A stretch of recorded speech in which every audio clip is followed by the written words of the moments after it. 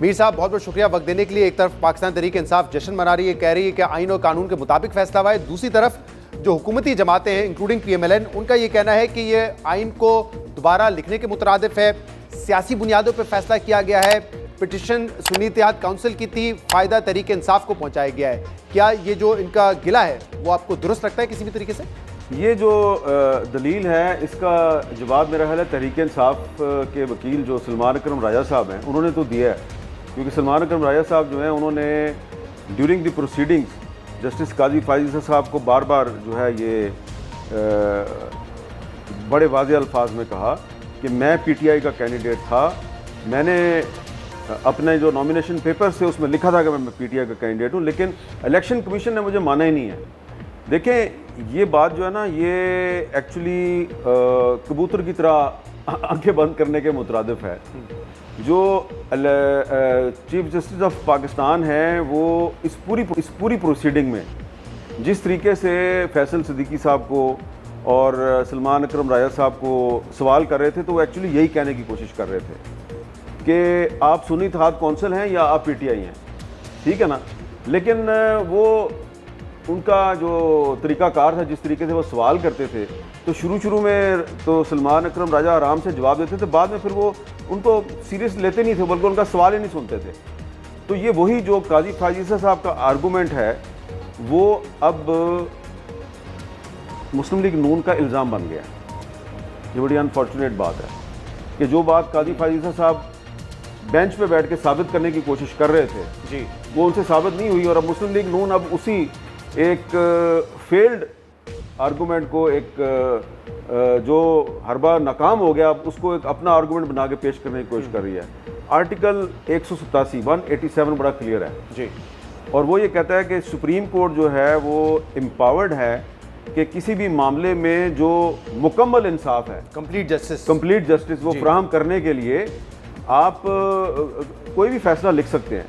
और ये पूरा का पूरा जो फैसला जो सामने आया है, जो 8 जजेस का फैसला है, ये 187 के तहत है। अब देखिए ना, जब फैसला माजी में एक आया था, आपको याद होगा, जब इमरान खान साहब ने असम्बली तोड़ी और सुप्रीम कोर्ट ऑफ पाकिस्तान ने असम्बली बहाल की, तो उस वक्त तहरीक इंसाफ यही कहती थी कि जनाब ये बड़ा गलत हो गया। उस वक्त मुस्लिम लीग नून कहती थी आइन और कानून की फतह हो गई है। आज मुस्लिम लीग नून कह रही है जी ये बड़ी ज़्यादती हो गई है। तो जिस पार्टी के हक में फैसला आता है वो कहती है ये आइन और कानून की फतह है, जिस पार्टी के ख़िलाफ़ फैसला आता है वो कहती है जनाब कि ये बड़ी ज़्यादती हो गई है। लेकिन इसमें जो मुस्लिम लीग नून का ये आर्गूमेंट है कि जी ये तो सुन्नी इत्तेहाद कौंसिल वाले इंसाफ मांगने गए थे, लेकिन इंसाफ मिल गया है तहरीक इंसाफ को, ये दरअसल काजी फाइज ईसा साहब का एक आर्गूमेंट है जो सवाल की सूरत में वो बार बार करते थे, लेकिन उनकी बात बनी नहीं। इस फैसले की जो बुनियाद है मीर साहब, जिस पर खुद काजी फाइज ईसा साहब ने भी ये लिखा है, क्योंकि उन्होंने एग्री किया है जस्टिस मंदोखेल साहब के जो ऑर्डर है उससे, वो ये है कि इलेक्शन कमीशन ऑफ पाकिस्तान ने सुप्रीम कोर्ट का 13 जनवरी वाला फैसला जिसमें सिंबल ले लिया गया था PTI से, उसकी इंटरप्रिटेशन गलत की है, गलत उसकी तशरीह की गई है। तो लिहाजा बाकी जजेस ने कहा है कि अगर गलत तशरीह हुई है तो उसको दुरुस्त करना पड़ेगा, कंप्लीट जस्टिस मिलना चाहिए। लेकिन उस हद तक काजी फाइज ईसा साहब नहीं गए। लेकिन आपकी अंडरस्टैंडिंग क्या है? 13 जनवरी को जब ये फैसला है, इलेक्शन कमीशन ने तो कहा कि अब आप आज़ाद हैसियत में लड़ेंगे, लेकिन बाय एंड लार्ज उस वक्त यही समझा जा रहा था कि अब सिंबल ले लिया है तो इलेक्शन कमीशन भी पाकिस्तान तहरीक इंसाफ को नहीं लड़ने देगा, और पाकिस्तान तहरीक इंसाफ एलिजिबल नहीं है इलेक्शन लड़ने के लिए। ये बात उनके सामने आर्ग्यू भी की गई थी, अपनी जजमेंट में इसकी तशरीह नहीं की थी, वजाहत नहीं की थी उन्होंने। तो क्या ये इंटरप्रिटेशन वाली बात आपको दुरुस्त लगती है? बिल्कुल भी मैं इससे इत्तेफाक नहीं करता, क्योंकि अब फैसला आ गया है सुप्रीम कोर्ट का, तो मैं उस पर एक फेयर कमेंट कर सकता हूँ जो मेरे ख्याल से मेरी नज़र में दुरुस्त है। आप 13 जनवरी के फैसले से पहले के जो हालात हैं, जो सर्कमस्टांसेस हैं, उसका ज़रा एनालिसिस करें कि क्या सर्कमस्टांसेस थे, ठीक है। PTI के कैंडिडेट्स जो हैं वो अपने नॉमिनेशन पेपर अगर जमा करवाना चाहते थे या वो इलेक्शन लड़ना चाहते थे तो उन पर मुकदमे बन रहे थे। एक MNA साहब हैं सनाउल्लाह मस्ती खेल साहब, मुझे इजाज़त नहीं है कि जो हुआ वो उनका बड़ा प्राइवेट मसला है, वो मैं सारी बात तो नहीं बता सकता, लेकिन जो कुछ उनके साथ हुआ है, मैं चाहूँगा कि काजी फाइज ईसा साहब किसी वक्त सनाउल्लाह मस्ती खेल को सिर्फ अपने चैम्बर में बुला के पूछें कि तुम्हें PTI के प्लेटफॉर्म से इलेक्शन लड़ने से रोकने के लिए तुम्हारे साथ क्या क्या हुआ है, तुम्हारे ख़ानदान के साथ क्या क्या हुआ है। सिर्फ एक बंदे की मिसाल दे रहा हूँ, ठीक है ना। तो मैंने कि मैं वो बता भी नहीं सकता। सही। अच्छा, इसी तरीके से कुछ ख़वातीन जो हैं, अगेन मैं उनके नाम नहीं लेता, कुछ उनमें से इलेक्शन जीत गई हैं, कुछ शायद अब रिजर्व सीट पे आ जाएं, उनके साथ क्या हुआ, उनको भी ज़रा काजी साहब बुलाएं ना, क्योंकि काजी साहब ने बहुत वावेला किया था जब उनके खिलाफ तहरीक इंसाफ के दौर में रेफरेंस दायर हुआ था, तो उस वक्त हम इनके साथ खड़े थे, काजी साहब के साथ खड़े थे। तो अब काजी साहब जो हैं वो, उनके बारे में आम तासुर ये है कि ये वो उसी का जो इंतकाम है वो उन्होंने लिया है और PTI से उसका बल्ले का इंतखाबी निशान ले लिया। अब जब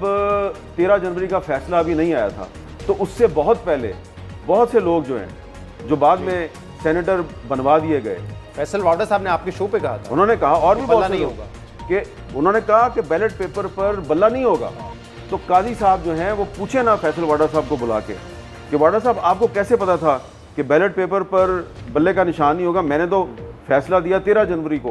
तो ये जो आपने अनाउंसमेंट की मुख्तलिफ TV शोज़ पे, ये आपको किसने बताया था? मैंने तो नहीं बताया था, कौन बताता था आपको? तो ये काजी फायज़ साहब का जो ये एक आर्गूमेंट है ना कि मेरे फैसले की बड़ी गलत इंटरप्रटेशन हुई है, वो अब क्योंकि चीफ इलेक्शन कमिश्नर एक सॉफ्ट टारगेट है, PTI भी कह रही है इसके खिलाफ आर्टिकल 6 का मुकदमा बना दो जी, तो उसको आप अटैक कर रहे हैं। और चीफ जस्टिस साहब के CP के जराए से जो खबर भी आई है सामने से, आपको पता है ज़्यादा जब इलेक्शन कमिश्नर पाकिस्तान का मौक़िफ़ आता है, कम ही होता है कि तर्जुमान डायरेक्टली मौक़िफ़ दें, वो जराए से ही सामने आते हैं, वो कह रहे हैं कि बिल्कुल सही तशरीह की थी हमने इसकी, तशरीह में कोई गलती नहीं की, ये उनका मौक़िफ़ है। नहीं, लेकिन अब इसमें देखें ना कि इलेक्शन कमीशन ऑफ पाकिस्तान के मेंबरान और चीफ इलेक्शन कमिश्नर साहब, उनको अब सोचना चाहिए कि आपने तो पता नहीं किन हालात में क्या सोच के आपने तशरीह की थी, और अभी भी आप कह रहे हैं हमारी तशरीह बिल्कुल ठीक थी जी, लेकिन जो आपने किया, आपके साथ सुप्रीम कोर्ट खड़ी नहीं हुई, और आज तहरीक इंसाफ मुतालबा कर रही है कि आपके खिलाफ आर्टिकल 6 का मुकदमा चलाया जाए। बज़ाहिर तहरीक इंसाफ का ये मुतालबा जो है ये महज एक सियासी मुतालबा है, इसलिए कि आर्टिकल 6 का जो केस होता है वो हुकूमत वक्त दायर करती है, और हुकूमत वक्त इस वक्त मुस्लिम लीग नून है जी, उन्होंने दायर नहीं करना, ये उसी वक्त दायर होगा जब तहरीक इंसाफ की हुकूमत आती है। लेकिन तहरीक इंसाफ की इस वक्त जो सूरत हाल है कि जुडिशरी ने तो उनको एक बहुत बड़ा रिलीफ दे दिया है जी, लेकिन वो खुद आपस में एक दूसरे को रिलीफ देने के लिए तैयार नहीं है। हमें उनकी सफ़ों में इत्तेहाद नज़र नहीं आ रहा, तो पहले वो खुद अपनी सफ़ों में इत्तेहाद पैदा करें, खुद जब वो हुकूमत में आने के काबिल हो जाएंगे फिर आर्टिकल 6 का मुकदमा भी चला लें। सियासी सूरत हाल कितनी भी बदलती नजर आ रही है आपको, क्योंकि आज हमने देखा हुकूमती तमाम जमातों के लोग आए, उन्होंने इसके हवाले से बयान दिया, लेकिन ऑब्वियसली 2/3 मेजॉरिटी उनके पास नहीं रहेगी तो आईनी तरमीम नहीं हो सकती, लेकिन अक्सरियत उनके पास है। लेकिन क्या इसका इफेक्ट आप आने वाले कुछ मुकदमात में भी देख रहे हैं, क्योंकि ट्रिब्यूनल वाला एक मामला, क्योंकि आज शिबली फराज साहब ने कहा कि हमारी जद्दोजहद जारी रहेगी, क्योंकि हमने साबित करना है कि फॉर्म 45 में नतीजे मुरतब करें, जाली फॉर्म 47 पे ना करें, ये उन्होंने आज कहा है। तो आपको लगता है कि ये एक स्नोबॉल इफेक्ट हो सकता है आगे जाकर? शहजाद साहब, आज फैसला आने के बाद 2:30 बजे से लेके और शाम 6-7 बजे तक मुख्तलिफ मीटिंग्स होती रही हैं इस्लामाबाद में। इस दौरान में 2-3 जो मिनिस्टर्स हैं उन्होंने प्रेस कॉन्फ्रेंसें भी की हैं। तो जो मेरी इन्फॉर्मेशन है वो ये है कि ये रिव्यू पिटिशन की तैयारी तो कर रहे हैं, लेकिन रिव्यू पिटिशन की तैयारी के साथ साथ ये कुछ और इकदाम पे भी गौर कर रहे हैं, और मेरा ख्याल है कि अगर ये उन इकदाम की तरफ जाएंगे तो ये अल्फाज तो यही इस्तेमाल करेंगे, ये आइन और कानून के दायरे के अंदर रह के हम कर रहे हैं जी, लेकिन उसके पाकिस्तान की मुईशत पर बहुत बुरे असरात मुरतब होंगे। सुबह आपने बड़ी इंपॉर्टेंट बात की थी जब तज्जिया आपसे लिया गया था कि क्या आज के इस फैसले के बाद सियासी सूरत हाल में यकीनी आएगी या गैर यकीनी मजीद बढ़ेगी? ये इसलिए है कि मेरे ख्याल से ये एक गोल्डन अपॉर्चुनिटी है, एक सुनहरी मौका है।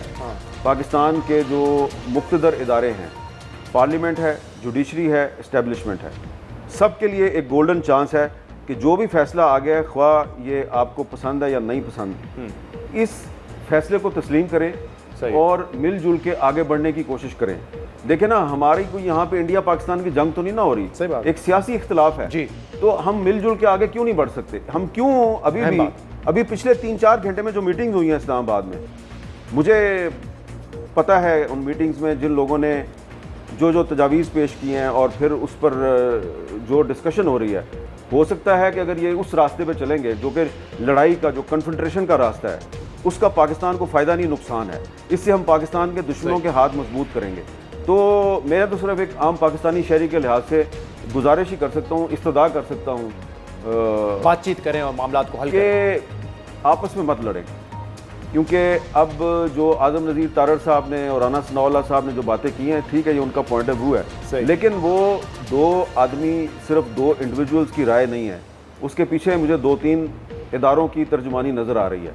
इसलिए कि मेरी खुद भी एक बहुत अहम आदमी से बात हुई और उनकी गुफ्तगू सुन के मैं तो लरस गया कि वो किस तरफ जाने का सोच रहे हैं। तो ये उस तरफ मत जाएं, क्योंकि वक्त कभी एक साथ नहीं रहता। अब आपको याद है कि 2-2.5 साल पहले इमरान खान साहब जो हैं वो हमें बुला के कहा करते थे, ये ISI अगर टेलीफोन टेप करती है तो बिल्कुल सही करती है, और मेरा भी अगर टेप करती है तो बड़ी अच्छी बात है जी। तो आज उनकी पार्टी कह रही है नहीं ये गलत हो रहा है। तो ये आज जो लोग हमें कह रहे हैं ना कि ये जो सुप्रीम कोर्ट का फैसला है सही, ये अच्छा फैसला नहीं है और इसका पाकिस्तान को बड़ा नुकसान होगा, ये होगा वो होगा, ऐसा ना हो कि 2-2.5 साल के बाद ये लोग कह रहे हों कि नहीं वो सुप्रीम कोर्ट का वो फैसला ठीक था, अब जो हमारे साथ हो रहा है वो गलत है। बहुत बहुत शुक्रिया, बहुत बहुत शुक्रिया।